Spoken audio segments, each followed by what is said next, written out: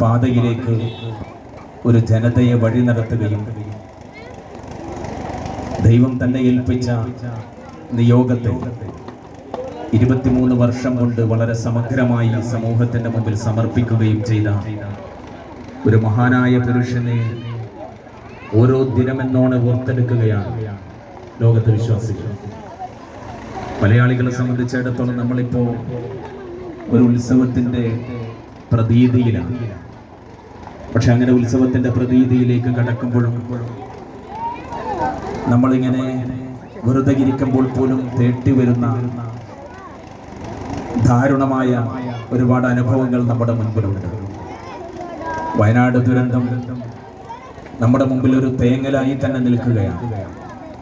നമ്മൾ ഉത്സവങ്ങളിലേക്കും ആഘോഷങ്ങളിലേക്കും പ്രവേശിക്കുമ്പോൾ നമ്മുടെ ഉത്സവത്തിന്റെ മനസ്സിനെ പുറകോട്ട് പിടിച്ചു വലിക്കുന്ന വലിയ ദുരനുഭവങ്ങൾ നമ്മുടെ മുൻപിൽ നിൽക്കുകയാണ്. മനുഷ്യൻ നേരിടുന്ന എല്ലാ പ്രതിസന്ധിയെയും പരിഹരിക്കാൻ, മനുഷ്യന്റെ ചുറ്റുമുള്ള ജീവജാലങ്ങളുടെ പ്രശ്നങ്ങൾ പരിഹരിക്കാൻ സ്നേഹം കൊണ്ട് മാത്രമേ കഴിയൂ എന്നാണ് മഹാനായ പ്രവാചകൻ മുഹമ്മദ് നബി ലോകത്തോട് പഠിപ്പിച്ചത്. നിങ്ങൾ വലിയവരെ ആദരിക്കുന്നത് മാത്രമല്ല, ചെറിയവരെ ചേർത്ത് വെക്കുകയും ചെറിയ കുട്ടികളെ സ്നേഹിക്കുകയും നിങ്ങളുടെ അയൽവാസിയെ നിങ്ങൾ ചേർത്ത് വെക്കുകയും വേണമെന്ന് പഠിപ്പിച്ചത് പ്രവാചകനാണ്. ലോകത്ത് എല്ലാ സമൂഹത്തിലും എല്ലാ മതവിഭാഗത്തിലും ധാർമ്മികത നിലനിൽക്കുന്നുണ്ട്. മതമില്ലാത്തവർക്കിടയിലും ധാർമ്മികതയും പരസ്പര സ്നേഹവും നിലനിൽക്കുന്നുണ്ട്.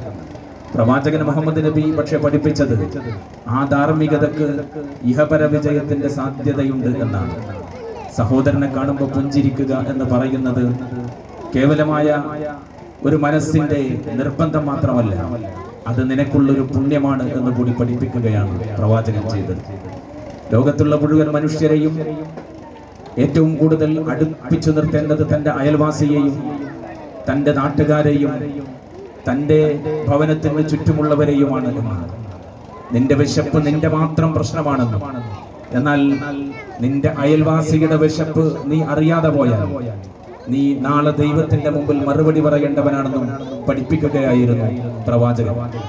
നിന്റെ രോഗം, നിനക്ക് രോഗം വന്ന് നീ രോഗിയായി മരണപ്പെട്ടു പോയാൽ നിന്നോട് ദൈവം അതിനെക്കുറിച്ച് ചോദിക്കില്ല.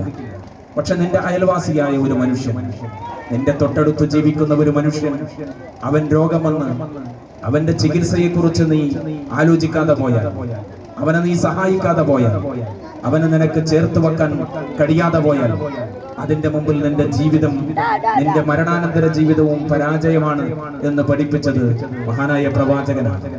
തന്റെ സുമനസ്സുകളെ മാത്രമല്ല, ജീവജാലങ്ങളെയും ചുറ്റുമുള്ള മനുഷ്യരെയും ഹൃദയത്തോട് ചേർത്ത് വെക്കാനും മനുഷ്യരിലേക്ക് നന്മ മാത്രം നൽകാനും, നന്മയായിരിക്കണം ജീവിതമെന്ന് പഠിപ്പിക്കാനും, നന്മ മാത്രമാണ് മതമെന്ന് സമൂഹത്തോട് പറഞ്ഞു കൊടുക്കാനും ഒരു പ്രവാചകൻ തന്റെ 23 വർഷക്കാലം വിനിയോഗിച്ചതിന്റെ കൂടി ചരിത്രമാണ് നബിദിനം നമ്മളോട് പറഞ്ഞുകൊണ്ടിരിക്കുന്നത്.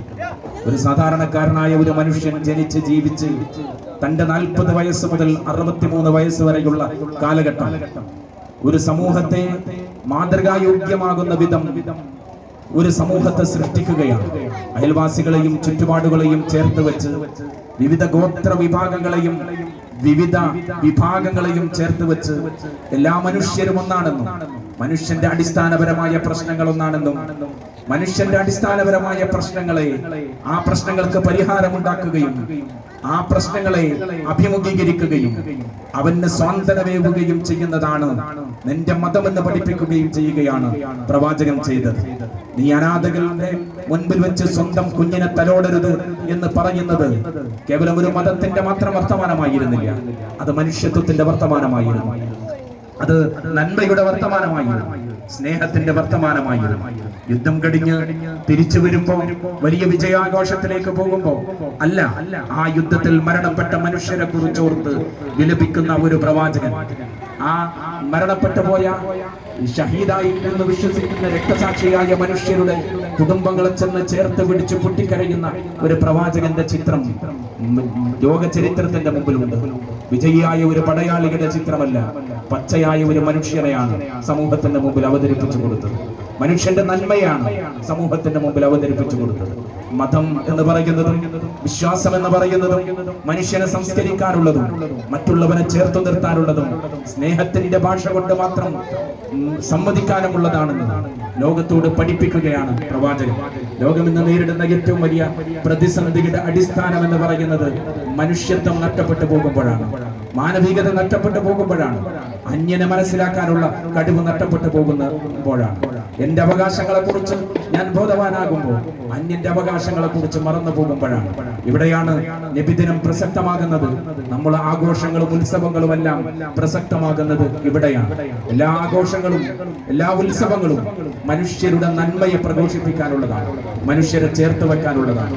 എല്ലാവർക്കും ഒരിക്കൽ കൂടി നബിദിനാശംസകൾ നേർന്നുകൊണ്ട് ഞാൻ നിർത്തുന്നു. നിങ്ങൾക്ക് നന്ദി.